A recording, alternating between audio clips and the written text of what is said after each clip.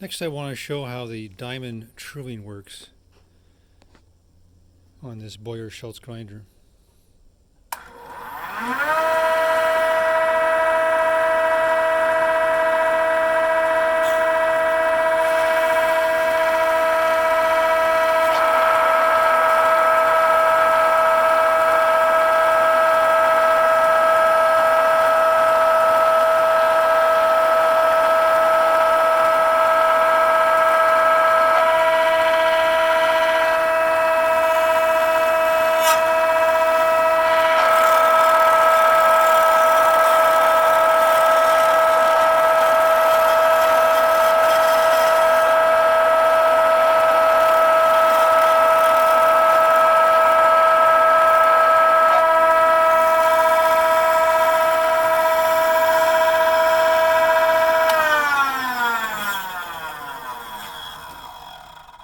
We now have a nice true stone, so when it spins at that 20,000 RPM, it's going to give a nice surface finish.